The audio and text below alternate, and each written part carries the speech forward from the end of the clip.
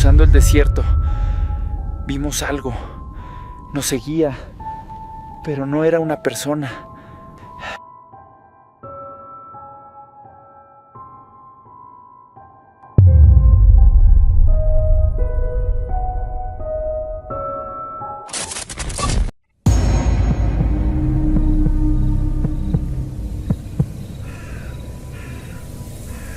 Hola a todos. Antes de empezar con las historias de hoy, tengo una petición muy importante. Mencionaré a las primeras 10 personas que comenten este video al final del próximo video como agradecimiento por su apoyo. Así que, por favor, comenten su nombre y desde dónde están viendo el video. Soy de un pueblo en el estado de Puebla, allá por la sierra, no muy lejos de Tehuacán. No te voy a dar el nombre exacto de mi pueblo por cuestiones de familia, pero es un lugar tranquilo. O al menos lo era. La vida allá es muy rutinaria, muy de levantarse temprano, darle de comer a los animales, irse a la milpa o a trabajar en la maquila de pantalones que pusieron hace unos años y regresar a dormir. Yo vivía con mi esposa, Carmen, y mis 2 chamacos. Teníamos una casita de block que no estaba terminada, le faltaba el repello y echarle la losa a un cuarto. El problema en mi pueblo, como en casi todo el país, es que la lana no rinde. Yo me partía el lomo toda la semana y apenas me daban 1,200, 1,500 pesos si me quedaba horas extras. Con eso no se come, la neta. Y menos cuando los niños van creciendo y te piden cosas para la escuela, que los zapatos, que la mochila. Se nos vino encima una deuda por una enfermedad de mi suegra. Y tuvimos que pedirle prestado a una de esas personas a las que no se les debe pedir prestado. Los intereses nos empezaron a comer vivos. Llegó un punto en el que yo ya no dormía. Me la pasaba haciendo cuentas en la cabeza, mirando el techo de lámina, pensando de dónde iba a sacar para el fin de semana. Fue entonces que tomé la decisión que toman muchos, irme al norte, al Gabacho. Tengo un compadre que ya estaba acá en Arizona, y él me contactó con un señor, un pollero, o coyote, como les quieran decir. Me cobraba $7,000, una fortuna. Tuve que empeñar el terreno que me dejó mi papá y pedir otro préstamo para darle el adelanto. La idea era llegar, trabajar duro un par de años, pagar las deudas, terminar la casa y regresarme. Lo típico, pues, lo que todos decimos. Me despedí de mi familia un martes por la madrugada. Recuerdo mucho que hacía frío y que los perros del vecino no dejaban de ladrar. Agarré un autobús de Puebla a la Ciudad de México, y de ahí me subí a uno de esos camiones de línea que se avientan más de 30 horas cruzando todo el país hasta llegar a Sonora. Todo el viaje me la pasé con un nudo en el estómago. Miraba por la ventana cómo iba cambiando el paisaje, de lo verde de mi tierra a lo seco y amarillo del norte. Llegué a Altar, Sonora. Si nunca has estado en Altar, es un lugar que parece hecho nada más para la gente que va a cruzar. Hace un calor que no te imaginas, un calor que te pica en la piel.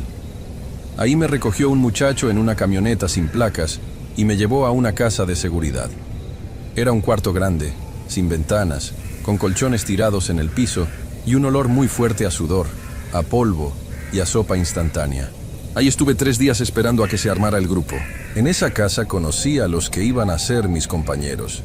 Éramos poquitos, lo cual, según el coyote, era mejor para no llamar la atención de la migra. Estaba Lalo, un muchachito de apenas 19 años que venía de Guerrero. Estaba muy flaco y se le veía el miedo en los ojos. Me recordaba a mi hermano menor. También estaba Chema. Chema era más grande, tendría unos 40 años, venía de Michoacán. Él ya había cruzado antes, pero lo habían deportado y quería regresar porque sus hijos se habían quedado de este lado, en Las Vegas. Chema era un tipo callado, de esos que traen la mirada pesada, como si hubieran visto muchas cosas malas. Y luego estaba nuestro guía. Le decíamos el compa Fermín, un señor de la frontera, moreno, curtido por el sol, con unas manos llenas de callos y una gorra que nunca se quitaba. Él era el que mandaba. Nos dijo que íbamos a cruzar por una zona entre Sonora y Arizona, pero que iba a ser una caminata larga. 5 días, nos dijo. Nos hicieron comprar nuestro equipo ahí mismo en Altar. Todo negro o de camuflaje. Pantalones, sudaderas, mochilas oscuras. Lo más importante eran los garrafones de agua. unos galones de plástico que estaban pintados de negro con pintura de aerosol para que no charolearan, o sea, para que no brillaran con el sol ni con las luces de los helicópteros. También nos dieron unos zapatos de alfombra, que son como unas pantuflas hechas de tela de tapete que te amarras encima de las botas. Eso es para no dejar huellas en la arena, para que no te siga la patrulla fronteriza. La noche que salimos, nos treparon a la caja de una pick-up cubierta con una lona. Fuimos rebotando por un camino de terracería durante horas. Nadie decía nada. Solo se escuchaba el ruido del motor y de las piedras golpeando por debajo de la camioneta. Haz de cuenta que íbamos en un cajón. Cuando la camioneta por fin se detuvo, el compa Fermín levantó la lona y nos dijo: «Órale, para abajo, sin hacer ruido». Bajamos. Estábamos en medio de la nada. Era una noche muy oscura. Apenas se veían las siluetas de los cerros a lo lejos. Hacía un frío que te calaba hasta los huesos. Fermín nos explicó las reglas. Íbamos a caminar en fila india. Él iba adelante, luego Lalo, luego yo, y Chema hasta atrás cuidando la retaguardia. No podíamos prender lámparas, no podíamos hablar fuerte, no podíamos fumar y sobre todo, no podíamos tomar agua a lo tonto. Solo cuando él nos dijera, empezamos a caminar. Las primeras horas fueron difíciles por el peso del agua en la mochila y porque no estábamos acostumbrados al terreno. Pero uno va con la adrenalina a tope. Caminamos toda esa noche. Cuando empezó a clarear, el cielo se puso de un color morado muy bonito. Pero Fermín nos apuró para meternos en un arroyo seco que tenía unos arbustos grandes, como mezquites. Ahí nos íbamos a esconder todo el día, porque caminar de día es un suicidio. El primer día escondidos fue un infierno. El sol salió y a las 2 horas ya sentías que te estabas cocinando. La tierra quema, el aire te raspa la garganta cuando respiras. Estábamos tirados debajo de unas ramas, tratando de no movernos para no sudar de más. Lalo lloró un rato en silencio, yo lo vi. Chema nomás cerraba los ojos y rezaba. Pero lo que más me llamó la atención ese primer día, y que hasta la fecha me da escalofríos recordar, fue el silencio. Uno está acostumbrado al ruido. En el campo hay pájaros, chicharras, grillos, el viento moviendo las hojas. A lo lejos se oye un camión o un perro, pero ahí no. Ahí el silencio era total. Un silencio pesado, como si te taparan los oídos con las manos. No había moscas, no había ni una maldita hormiga. Nada. Fermín nos había dicho que esa zona era ruda, que los mismos coyotes le decían el kilómetro muerto. Al principio pensé que le decían así porque era muy difícil o porque agarraban a muchos ahí, pero después entendí que era otra cosa. Cuando por fin anocheció y bajó un poco el calor, nos pusimos nuestras chamarras, nos amarramos las alfombras a los zapatos y volvimos a la ruta. El cielo estaba lleno de estrellas, como nunca las he visto en mi vida. Pero uno no tiene tiempo para mirar para arriba. Tienes que ir viendo dónde pisas. Íbamos caminando entre unas piedras grandes, casi arrastrando los pies por el cansancio. Yo iba detrás de Lalo y delante de Chema. Llevábamos unas 4 horas caminando cuando Chema me dio un jaloncito en la mochila. Me paré y me volteé a verlo. En la oscuridad apenas le veía la cara, pero se notaba asustado. Se acercó a mi oído y me susurró muy bajito, casi con un hilo de voz: «Sergio, alguien viene atrás de nosotros». Me quedé helado. Volteé a ver hacia la oscuridad del desierto. Traté de aguzar la vista, pero no se veía más que la silueta de los saguaros y las piedras. Me quedé escuchando. Solo oía la respiración agitada de Chema. Le pregunté en un susurro si era la migra. Él negó con la cabeza. «No», me dijo. «Viene caminando con nosotros. Cuando nosotros paramos, da un paso más y se para. Son pasos pesados». Yo traté de calmarlo. Le dije que a lo mejor eran las piedras que se asentaban, o el eco de nuestros propios pasos, o la misma mochila que crujía. El desierto te juega bromas con la cabeza cuando estás cansado y desvelado. Chema asintió, pero no se veía convencido. Le avisamos a Fermín, por si acaso. El coyote hizo una señal para que nos agacháramos y nos quedamos en silencio absoluto durante unos 5 minutos. No se escuchó nada. Fermín nos miró feo, como diciendo que no estuviéramos inventando cosas, y nos hizo señas para seguir. Continuamos la marcha. Yo trataba de no pensar en eso, pero a cada rato volteaba de reojo hacia atrás. Chema iba muy pegado a mí, casi pisándome los talones. Esa noche logramos avanzar bastante, pero el cansancio ya empezaba a cobrar factura. Me salieron unas ampollas del tamaño de una moneda en los talones y cada paso era un pinchazo de dolor. Pasamos el segundo día escondidos en una cueva chiquita que se formaba debajo de unas rocas. El calor fue peor que el primer día. Ya llevábamos más de la mitad del agua y Fermín nos empezó a racionar. Nos daba un traguito cada par de horas. El agua ya sabía a plástico caliente y a sudor, pero te la tomabas como si fuera el mejor licor del mundo. Esa tarde, nadie durmió. Estábamos aletargados. Lalo tenía los labios reventados y Chema se la pasaba frotándose la cara con las manos sucias de tierra. Yo intentaba pensar en mi esposa, en mis hijos, para darme ánimos, pero me costaba trabajo concentrarme. El silencio de ese lugar se te mete en la cabeza. Empieza a zumbarte el oído, como cuando hay mucha presión. Es un silencio que casi te lastima. Cayó la noche, la segunda noche. Nos preparamos para salir. El frío llegó de golpe, como si hubieran abierto la puerta de un congelador. Empezamos a caminar.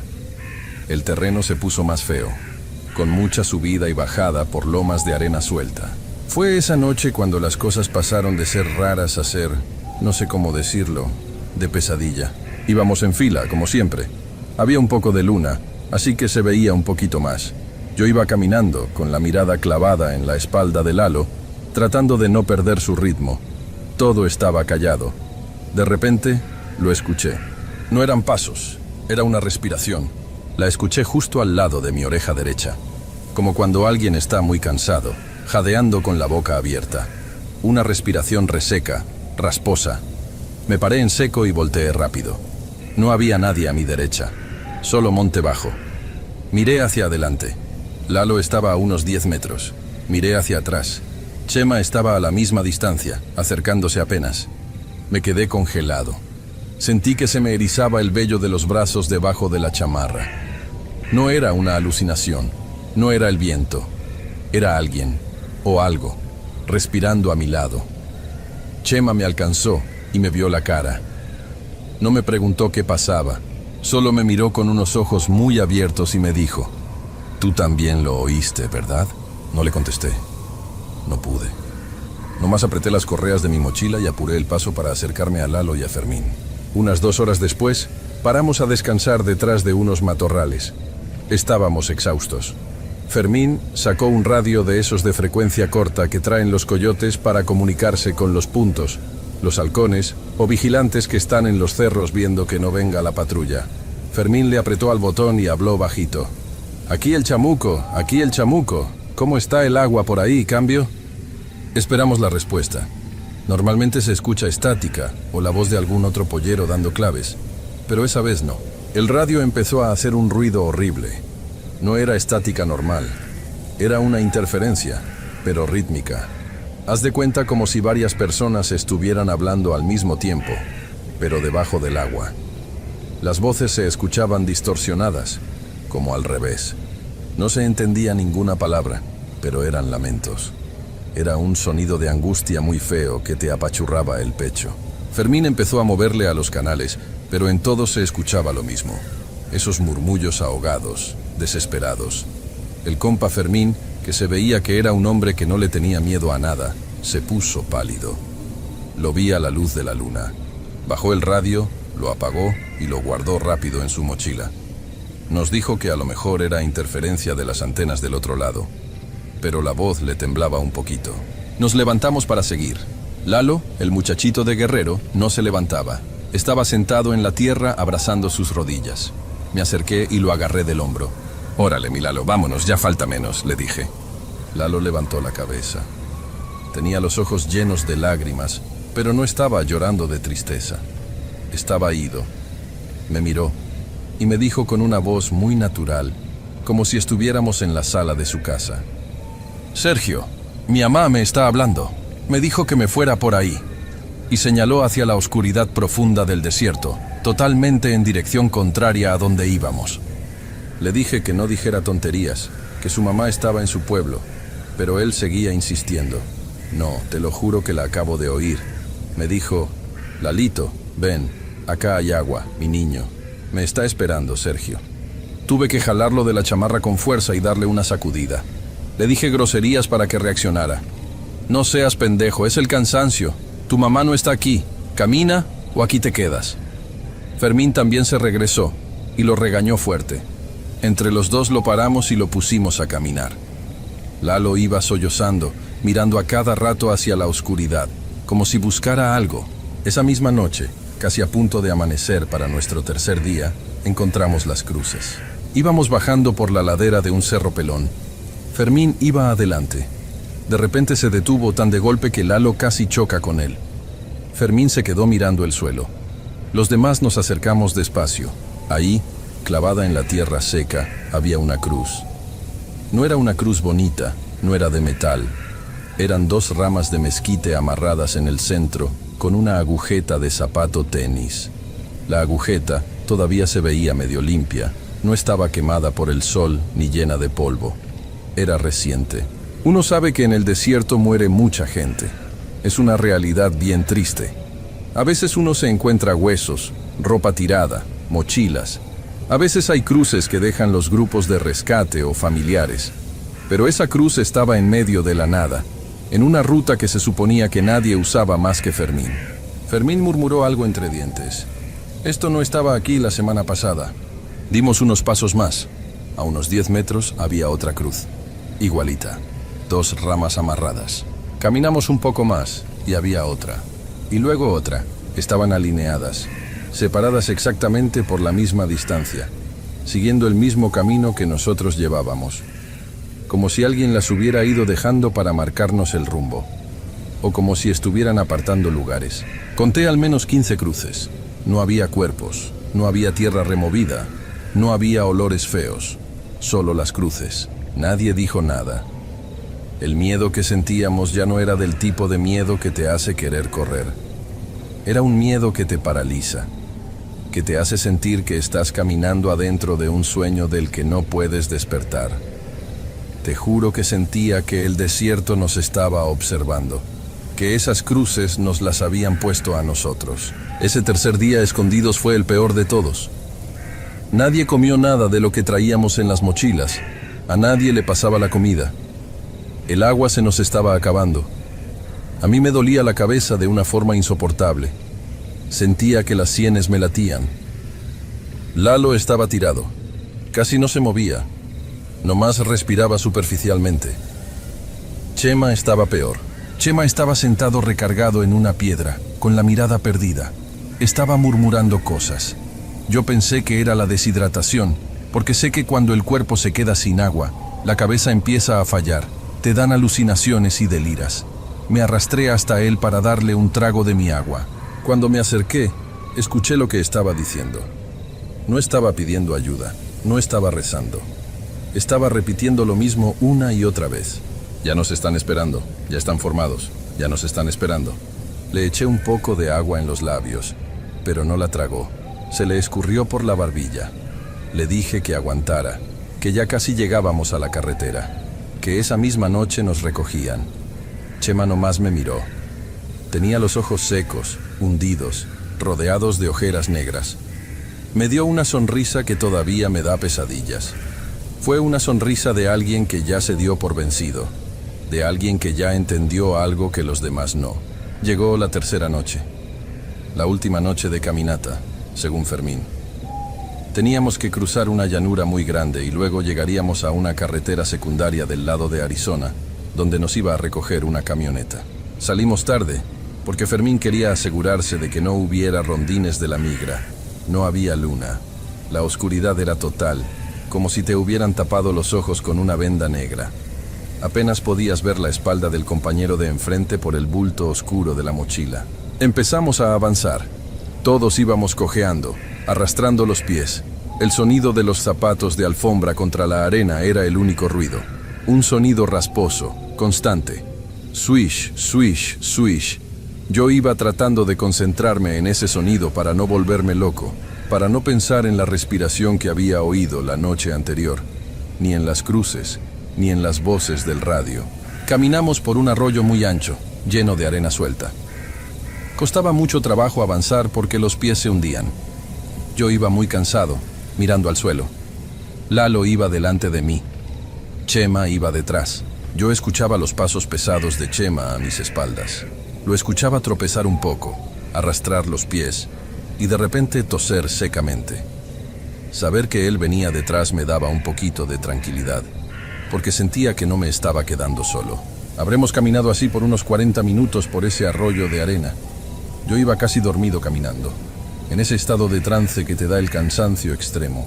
De pronto me di cuenta de algo. Ya no escuchaba los pasos de Chema. No me había dado cuenta en qué momento dejaron de sonar. Simplemente, el silencio se había tragado su ruido.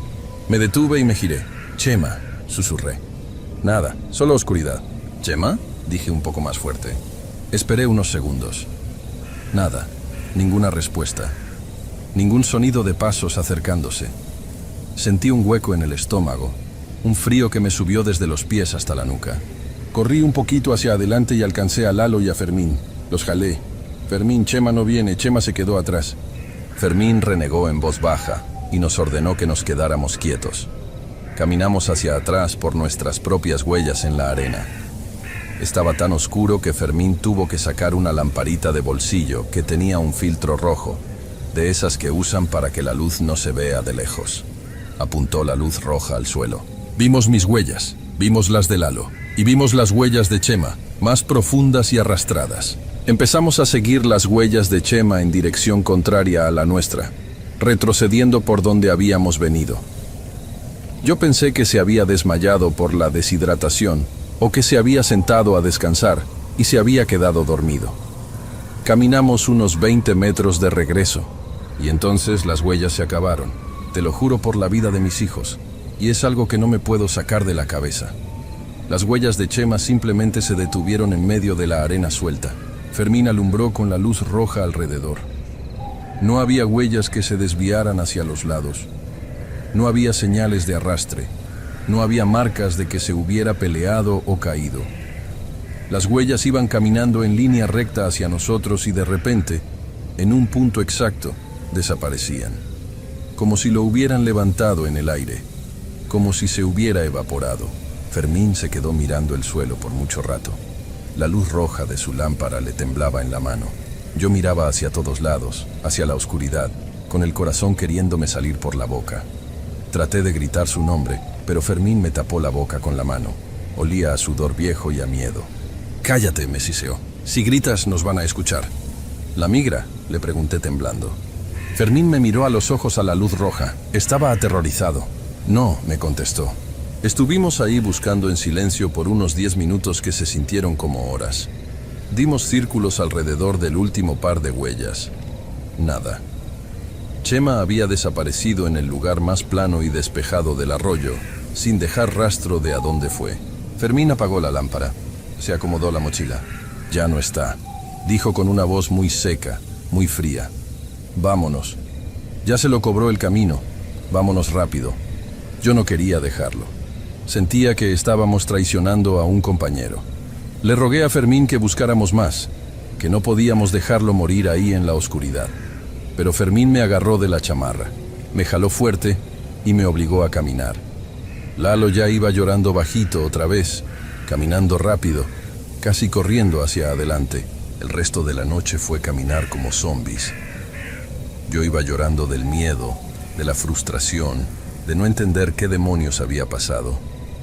Cada vez que volteaba hacia atrás, esperaba ver a Chema salir de la oscuridad corriendo para alcanzarnos. Pero eso nunca pasó. Al contrario, cada vez que miraba hacia atrás, sentía que algo me estaba mirando a mí, algo que estaba satisfecho, que ya había comido. Logramos salir de ese arroyo. A las 3 de la mañana llegamos a un punto cerca de una carretera. Vimos las luces de los carros a lo lejos. Era la civilización. Una camioneta blanca pasó despacio, echó 2 cambios de luces y Fermín nos ordenó correr hacia ella. Nos trepamos a la caja de la camioneta, nos tapamos con unas cobijas apestosas a polvo y arrancamos. Habíamos llegado del otro lado. A Fermín no lo volví a ver después de que nos dejó en una casa en Tucson. Le pagamos lo que faltaba del trato y desapareció. Lalo se fue para California con unos primos. Me llamó una vez hace un par de años. Dice que le va bien trabajando en la pizca, pero que no puede dormir con la luz apagada. Yo llegué a Phoenix. Conseguí trabajo en la construcción y luego de velador. Llevo aquí ya varios años. Mando dinero a mi casa cada 15 días. La casa en mi pueblo ya tiene repello y losa. Mis hijos van a la escuela y ya casi acabo de pagar todas las deudas. A veces le llamo a mi esposa y me dice que ya me regrese, que ya fue suficiente. Yo le digo que me espere un año más. Pero la verdadera razón por la que no he regresado es porque tengo miedo. Si quiero volver a mi pueblo, tengo que volver a cruzar.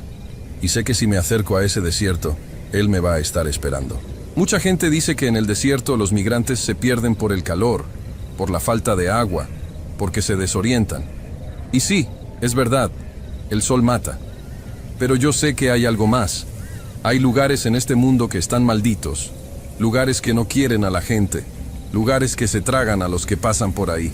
Gracias por leer mi relato. Buenas noches.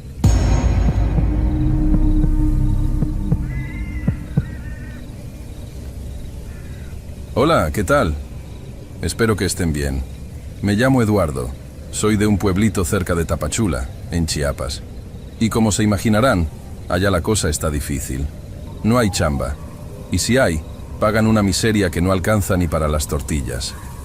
Por eso, hace como 2 años, decidí que ya era hora de buscarle por otro lado.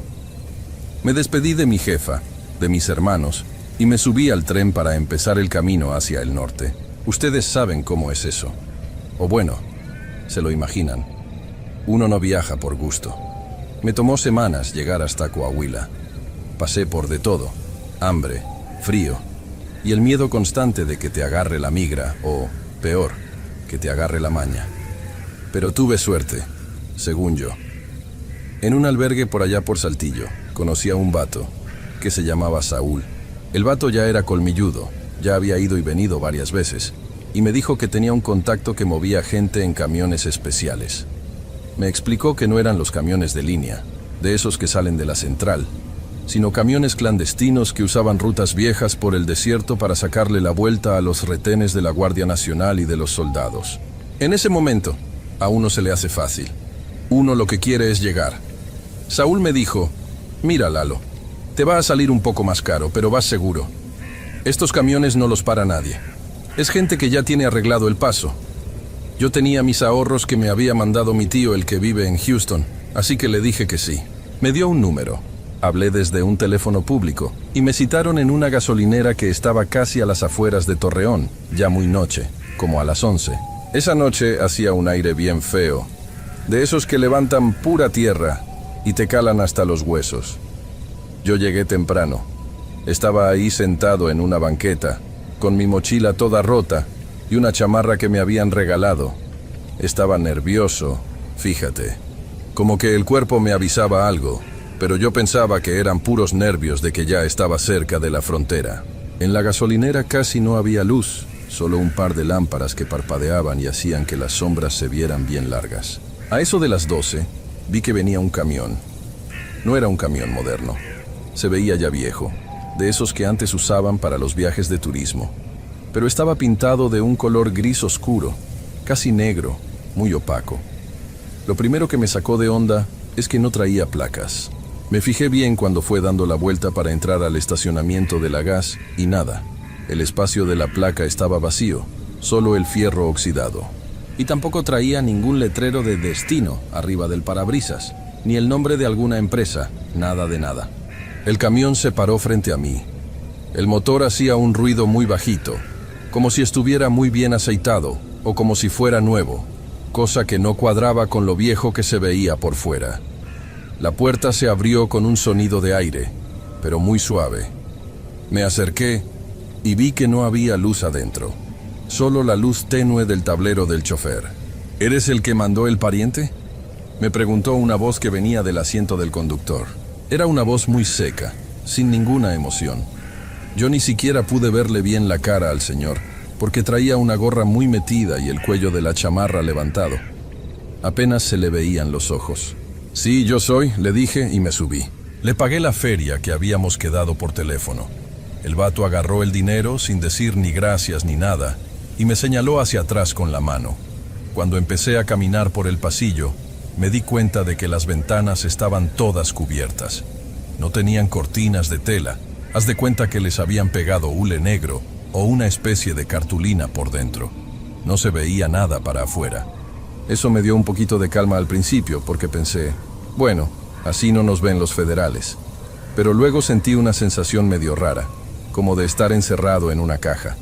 Había como unas 15 personas ya sentadas. Todos se veían como yo, gente cansada, con sus mochilas entre las piernas. Me senté casi a la mitad del camión, junto a la ventana, aunque no pudiera ver nada. Al lado mío se sentó un vato joven, de unos 20 años, que se presentó como Beto. Me dijo que venía desde Guatemala y que ya estaba desesperado por llegar. Empezamos a platicar un poco, así en voz baja, para pasar el tiempo. El camión arrancó, pero fíjate que no se sentía el movimiento. O sea, sabías que íbamos avanzando por la vibración, pero era una vibración muy sutil, como si estuviéramos flotando. El chofer no puso música, no prendió ninguna luz, nada. Íbamos en un silencio total, solo interrumpido por los susurros de los que íbamos ahí. Pasaron como 2 horas. Yo traté de dormir, pero no podía. El aire adentro del camión se sentía muy pesado, como si estuviera muy cargado de humedad, aunque estábamos en el desierto. Me fijé en el celular para ver qué hora era y me di cuenta de que no tenía nada de señal. Pero nada, ni una rayita. Y se me hizo raro porque se supone que íbamos por la carretera principal o cerca de ella, y ahí siempre hay aunque sea un poquito de señal. En eso, un señor que iba unos asientos más adelante, un señor ya grande con sombrero, se levantó y caminó hacia donde estaba el chofer. «Oiga, jefe», le dijo el señor, «¿por dónde vamos?» «Ya se me hace que nos pasamos de la desviación para Jiménez». El chofer no le contestó, ni siquiera movió la cabeza. Se quedó tieso mirando hacia el frente, hacia lo que alcanzaba a iluminar la luz de los faros en la carretera. El señor le volvió a preguntar, un poco más fuerte, pero nada. El vato manejaba como si fuera un robot. El señor se regresó a su lugar, todo sacado de onda, y nos miró a todos como diciendo, «¿Este loco qué trae?» Ahí fue cuando la vibra cambió. Beto, el chavo que iba conmigo, me dijo, «Oye, Lalo, ¿no sientes como que hace mucho frío?» Y sí, de repente empezó a calar un frío bien seco adentro del camión. Yo me puse mi chamarra y me fijé en las ventanas. El hule negro se veía como si tuviera escarcha. De repente, una mujer que iba hasta atrás empezó a llorar. No era un llanto de esos de tristeza, sino un llanto de miedo, un sollozo bajito pero constante. Una señora que iba cerca de ella se le acercó para ver qué le pasaba. «¿Está bien, mija? ¿Le duele algo?», le preguntó. La mujer no podía ni hablar. Señalaba hacia el frente, hacia el chofer, con un dedo tembloroso. «Yo a ese hombre lo conozco», dijo finalmente entre dientes. «Ese hombre es el que manejaba el camión de mi hermano, el que desapareció hace 5 años en la ruta de San Fernando. Es él, estoy segura. Tiene la misma marca en la nuca». Todos nos quedamos helados. Yo sentí un escalofrío que me recorrió toda la espalda. Empezamos a cuchichear entre nosotros. Unos decían que la señora estaba loca por el cansancio, otros decían que mejor nos bajáramos. Pero, ¿cómo te bajas de un camión que va a madre por mitad del desierto en la madrugada? Entonces, otro pasajero, un señor que se llamaba Don Ramiro, se paró y trató de abrir la puerta del camión mientras íbamos en movimiento. Estaba desesperado, pero la puerta no se movía. Era como si estuviera soldada. Don Ramiro empezó a jalar la palanca de emergencia y nada. El camión ni siquiera se movió, no zigzagueó. El chofer seguía igual, con las manos pegadas al volante. En ese momento, por un huequito donde el hule de mi ventana se había despegado un poco, me asomé hacia afuera. Lo que vi todavía me da pesadillas. No íbamos por una carretera normal, íbamos por un camino de tierra blanca, muy ancha, y a los lados se veían decenas, tal vez cientos de coches abandonados. Eran carros viejos, trocas, otros camiones, todos cubiertos de una capa de polvo gris tan gruesa que parecían estatuas de piedra. Algunos tenían las puertas abiertas, otros estaban volcados. No se veía ni una luz de alguna casa, ni un poste de luz, nada. Solo ese desierto de fierros viejos bajo la luz de la luna, que se veía bien pálida. «Miren afuera», susurré, y Beto se asomó conmigo. El pobre se puso pálido, pálido. Empezó a rezar en voz baja. Yo me quedé paralizado viendo cómo pasábamos junto a un autobús que se veía igualito al nuestro, pero todo deshecho, con los vidrios rotos y sin llantas. Lo más gacho fue cuando me di cuenta de algo. Me puse a contar a la gente. Cuando me subí, éramos 15. Los conté bien porque estaba aburrido. Pero ahora, cuando volví a contar, solo vi a 10 personas. Me tallé los ojos pensando que era la oscuridad.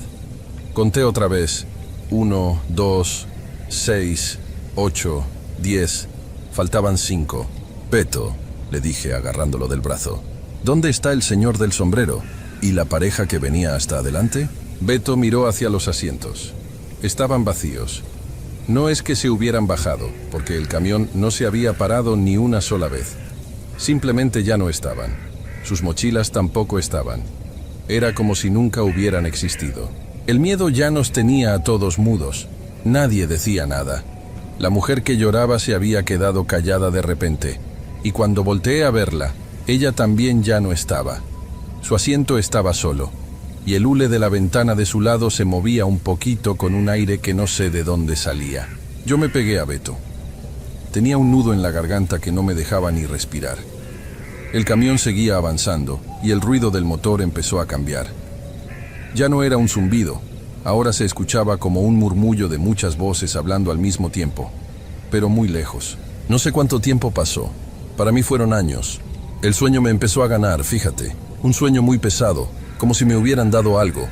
Yo luchaba por no cerrar los ojos, porque sentía que si me dormía, yo iba a ser el siguiente en desaparecer. Pero no pude más. Me quedé privado un rato.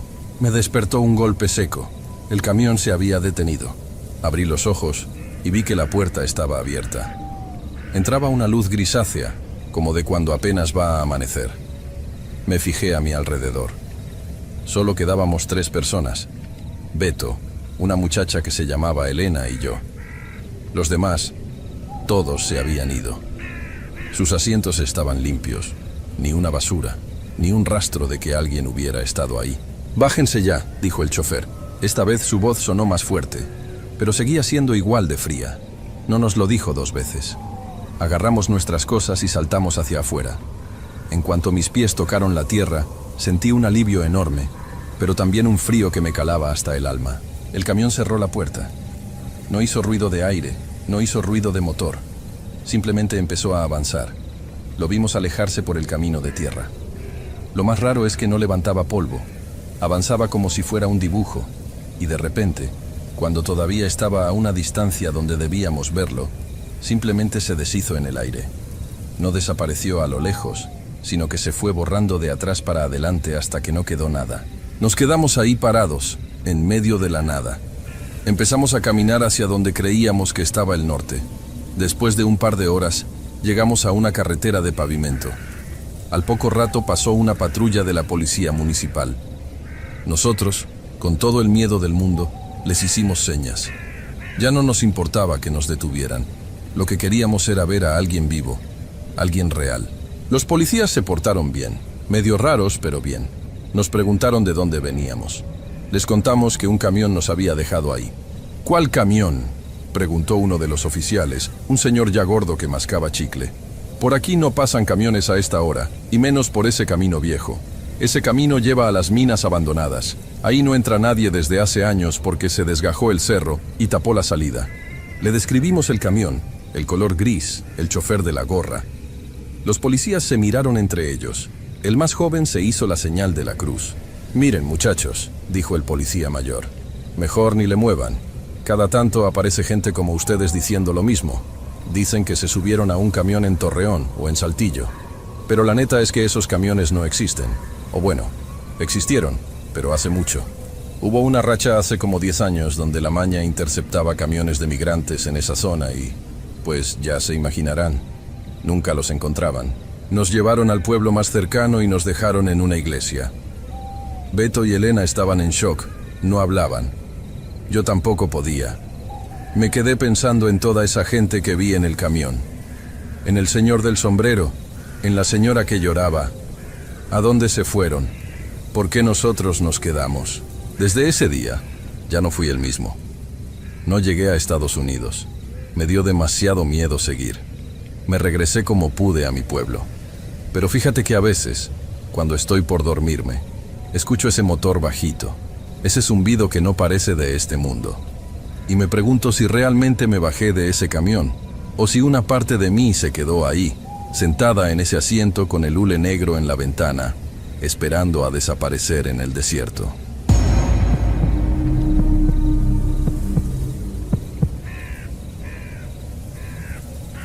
Esto que voy a contar nunca lo había dicho fuera de mi familia, y eso porque a mi esposa se lo conté una noche que me desperté gritando y no me dejaba de preguntar qué tenía. Nunca lo había querido escribir porque, te soy sincero, ni yo mismo sé qué chingados fue lo que vi. A veces prefiero pensar que fue la deshidratación, o que nos volvimos locos todos por el sol, pero luego me acuerdo de lo que dijo el pollero al final y se me enchina el cuero. Para que me entiendas bien, te tengo que contar un poco de cómo estaban las cosas, porque uno no se va a meter a ese infierno nomás porque sí. Yo soy de un pueblito que está metido en la sierra, por el lado de la Mixteca poblana. No te digo el nombre exacto porque todavía tengo familia allá y la cosa está caliente con la gente de la maña, pero es un lugar donde no hay nada, señor Tenebralia. Haz de cuenta que la tierra es puro polvo blanco, no crece ni el pasto a veces. Yo vivía ahí con mi esposa y mis 2 chamacos. Teníamos un terrenito chiquito donde mi suegro sembraba maíz de temporal, pero llevábamos como 3 años que no llovía ni para hacer lodo. Yo me dedicaba a la obra, a la albañilería. Trabajaba de lunes a sábado, salía de mi casa a las 5 de la mañana y agarraba una combi que me cobraba 25 pesos para bajar a la cabecera municipal. Y ahí me la pasaba batiendo mezcla, cargando botes, armando castillos bajo un solazo que te quemaba hasta el pensamiento. Ganaba, ¿qué te diré? Unos 1.800 a la semana si me iba bien, y el arqui no se hacía pendejo con la raya. Pero de ahí había que pagar la luz, la comida, los zapatos de los niños para la escuela. No alcanzaba, compa. No alcanzaba. Y luego mi esposa se enfermó de la vesícula, y para que la operaran en el Hospital General nos pidieron un montón de cosas. Medicinas, jeringas, hasta las vendas tuvimos que comprar. Me endeudé feo. Le pedí prestado a un agiotista de ahí del pueblo, de esos que te cobran el 10% mensual. Cuando me di cuenta, ya no trabajaba para comer, trabajaba puro para pagar los puros intereses. Ahí fue cuando dije, ya estuvo. Tenía un primo que llevaba como 5 años acá en Houston, jalando en el roofing, en los techos. Él me dijo que la pasada estaba cara, que andaba como en 80,000 pesos mexicanos en ese tiempo, pero que él me prestaba la mitad y la otra mitad la consiguiera yo, y que acá en unos meses lo pagaba. Vendí lo poquito que teníamos de valor, un tsuru viejito que usaba para moverme, unas herramientas, y empeñé las escrituras del cuartito que habíamos hecho. Todo eso fue un estrés cabrón, señor Tenebralia. Te lo cuento para que veas que uno cuando llega a la frontera ya va con la cabeza hecha un nudo. Ya vas asustado, ya vas presionado. El viaje para arriba fue otra chinga.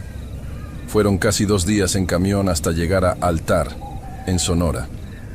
Si no conoces Altar, haz de cuenta que es un pueblo que existe nomás para cruzar gente. Hay combis, taxis, tiendas que te venden puras mochilas camuflajeadas, calcetines gruesos y galones de agua que están pintados de negro. Los pintan de negro con spray o les ponen fundas oscuras, porque me explicaron que en la noche, allá en el desierto, si llevas un bote de agua transparente, el plástico brilla con la luna y la migra te ve desde lejos con sus binoculares de visión nocturna. Todo ahí está pensado para esconderse. Llegué a una casa de seguridad. Nos tuvieron encerrados 3 días en un cuarto que tenía el techo de lámina. Éramos como unas 15 personas. Hacía un calor que te asfixiaba. Olía a sudor, a patas, a miedo. Ahí conocí a los que iban a cruzar conmigo en mi grupo, porque nos dividieron. En mi grupito quedamos 8. Estaba un señor ya grande, de Michoacán, que le decíamos Don Efraín. Llevaba una medallita de San Judas que no soltaba. Había 2 morritos, chamacos de unos 18 años del Estado de México, bien asustados, que casi no hablaban. y había un chavo, un muchacho que venía desde la Huasteca.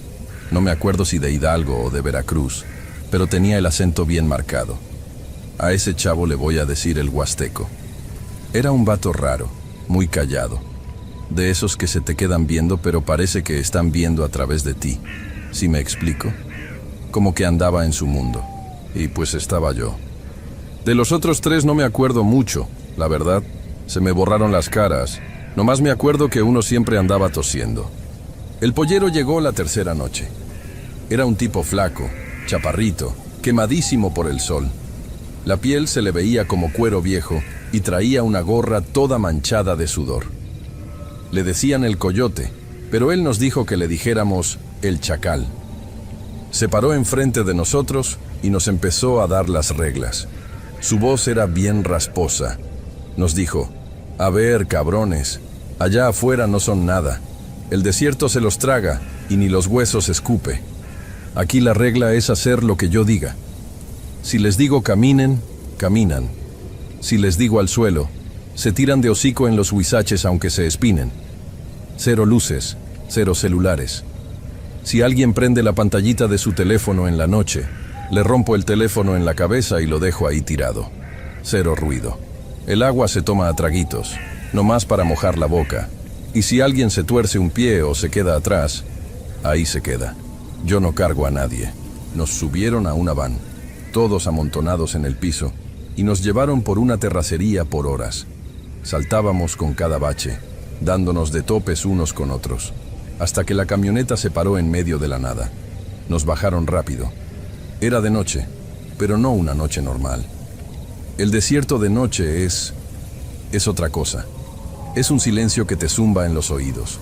No hay grillos, no hay carros a lo lejos. Nomás el viento pasando por los matorrales secos. Empezamos a caminar. La primera noche fue pura adrenalina.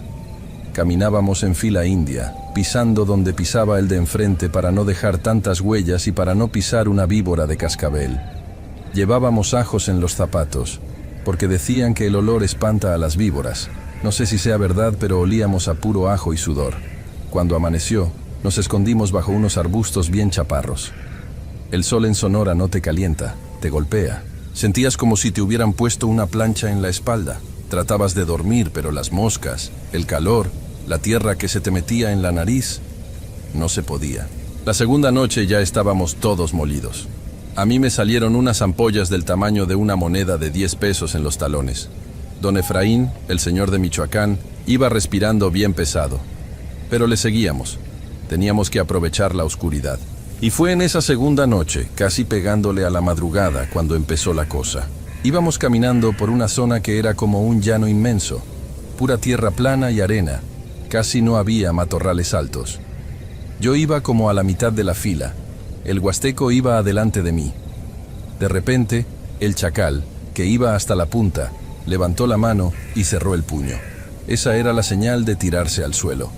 Todos nos echamos de panza a la tierra, sin hacer ruido, aguantando la respiración. Yo pensé, ya valió madres, es la migra. Me quedé esperando escuchar el motor de las camionetas verdes, o el ruido de las cuatrimotos, o el helicóptero, pero no se escuchaba nada. Pasaron como 5 minutos. El suelo estaba frío. Yo levanté tantito la cabeza para ver qué pasaba. El chacal estaba de rodillas, mirando hacia el horizonte, hacia el norte. Miré para donde él estaba viendo. A lo lejos, muy a lo lejos, se veía una luz. Al principio pensé que era un faro de un carro de la patrulla fronteriza que venía en un camino de terracería. Pero luego, viéndola bien, algo no cuadraba, señor Tenebralia. Cuando un carro viene por el desierto, la luz rebota, ¿no? Porque el camino está lleno de piedras y baches. La luz sube y baja y alumbran 2 faros. Esta madre no. Esta era una sola luz y estaba flotando. No muy alto, tal vez a la altura de una persona o un poquito más arriba. Además, no era una luz blanca como la de los faros de halógeno o los LED que usan ahora. Era una luz como enferma. Haz de cuenta el color de una uña amarilla o de un hueso viejo, no sé cómo explicarlo. Y no iluminaba nada a su alrededor. Estaba ahí nomás. Pero lo más raro era cómo brillaba.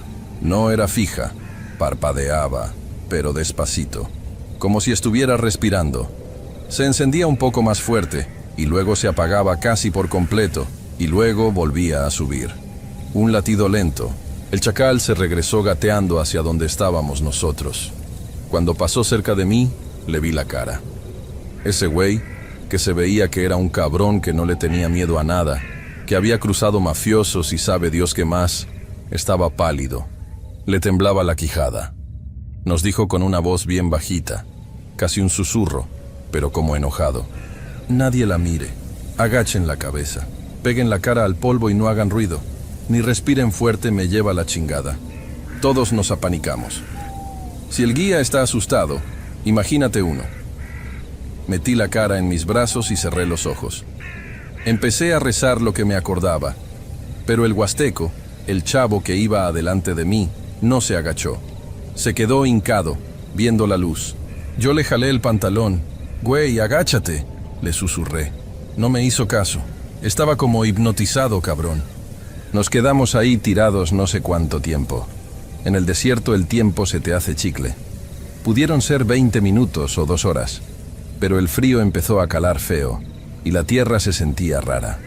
Empecé a sentir como una vibración en el suelo, pero muy leve, como cuando un camión pesado pasa a 2 cuadras de tu casa, que nomás se siente en la planta de los pies.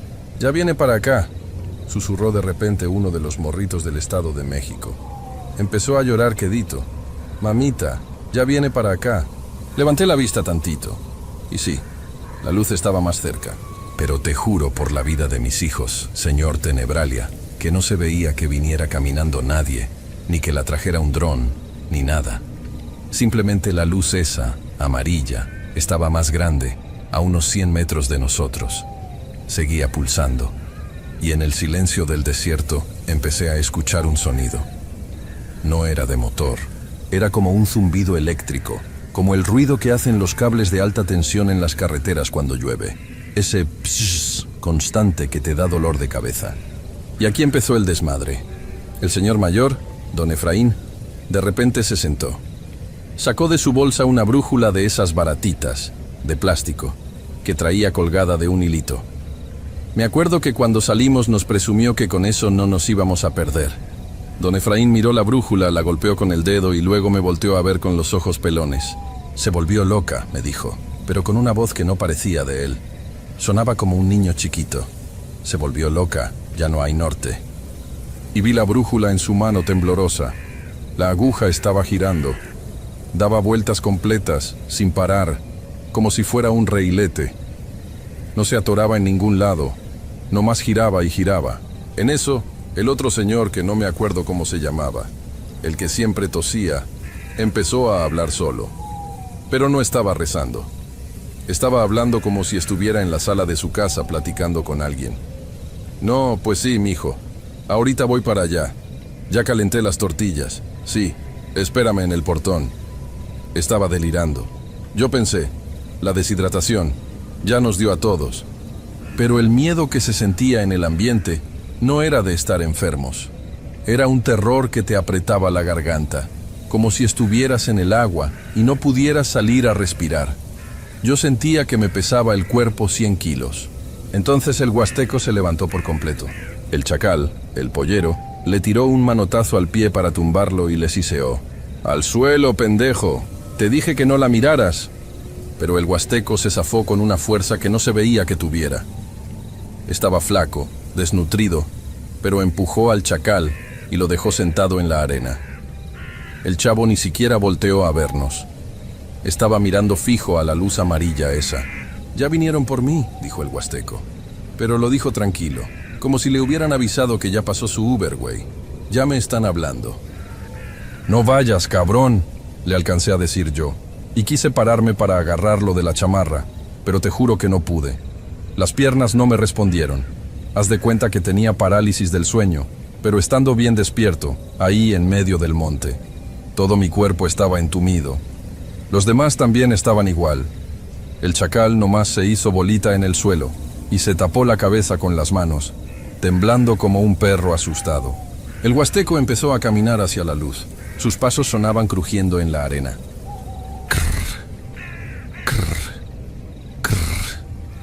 La luz, que estaba a unos 50 metros ya, dejó de pulsar. Se quedó brillando fijo, bien intenso, y el zumbido ese eléctrico se hizo más fuerte. Me empezaron a doler los dientes. Sentía que las muelas me vibraban. El huasteco caminaba despacio. Yo lo veía de espaldas, su silueta recortada contra ese brillo amarillo enfermo. Cuando llegó a unos 10 metros de la luz pareció, no sé cómo decirlo sin que suene a locura, pareció abrirse. Como si no fuera un foco, sino un ojo que se abría, o una puerta de pura luz. El huasteco dio un paso más y levantó los brazos, como si fuera a abrazar a alguien. Y de repente, la luz parpadeó una vez, durísimo, que me dejó ciego por unos segundos, como cuando te toman una foto con flash en la oscuridad. Cerré los ojos por el fogonazo. El zumbido paró en seco. Cuando volví a abrir los ojos y se me quitó la mancha blanca de la vista, la luz ya no estaba. Todo estaba oscuro otra vez. Oscuro y en un silencio absoluto. Ya no se escuchaba ni al don que tosía, ni los lamentos de los morritos. Me quedé tirado ahí, congelado. Nadie se movió por horas. Nos quedamos en el suelo hasta que el cielo empezó a ponerse gris, ya anunciando la madrugada. El frío calaba hasta los huesos, pero el miedo calaba más. Cuando ya hubo suficiente luz para vernos las caras, el chacal se levantó despacito. Se sacudió la tierra. Estaba blanco, demacrado. Parecía que había envejecido 10 años en esa noche. Nos hizo una seña con la mano de que nos levantáramos. Yo me paré como pude, con las piernas entumidas. Éramos 7. El huasteco no estaba. Yo miré hacia donde él había caminado. Pensé que a lo mejor se había desmayado más adelante, o que se había perdido en la oscuridad. «Oye», le dije al chacal con la voz ronca, «el chavo, el huasteco, hay que buscarlo». El pollero me clavó una mirada que se me va a quedar grabada hasta el día que me muera. Una mirada de odio y de terror al mismo tiempo. Me agarró de la camisa y me jaló. «Aquí no hay ningún chavo. Aquí somos 7 y nadie vio ni madres, ¿entendiste?» Pero yo me zafé y di unos pasos hacia donde habíamos visto la luz. No había arbustos, era pura tierra pelona. Llegué al punto exacto donde lo vi por última vez. Y ahí, en el suelo de arena y polvo, no había huellas de pies yéndose hacia el horizonte. Sus huellas de botas llegaban hasta ahí. Y luego había unas marcas raras en la tierra. Eran círculos. Círculos perfectos en la arena, de varios tamaños, unos dentro de otros, como si alguien hubiera agarrado un compás gigante. Las marcas estaban profundas, como si hubieran arrastrado algo pesado, o no sé.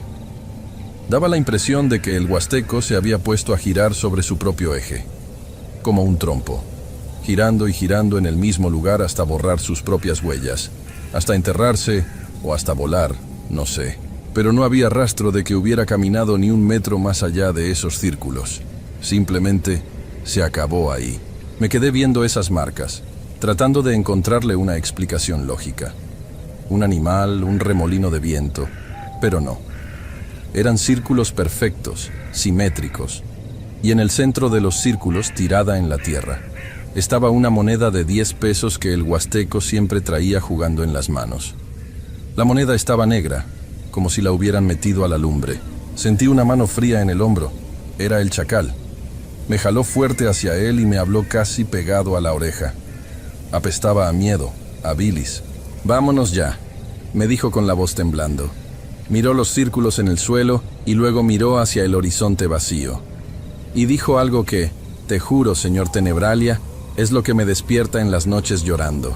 Dijo, «Eso no era para nosotros», pero ya nos vio.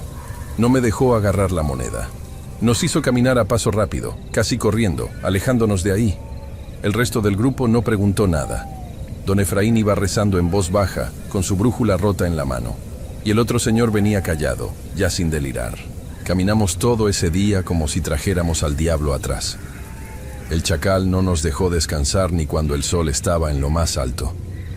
Caminamos hasta que los pies nos sangraron dentro de los tenis. Yo sentía que alguien me venía viendo la nuca todo el tiempo. Volteaba para atrás y no había nada. Nomás el desierto hirviendo, distorsionado por el calor. Pero la sensación de que algo nos estaba siguiendo, de que estábamos marcados, no se me quitaba.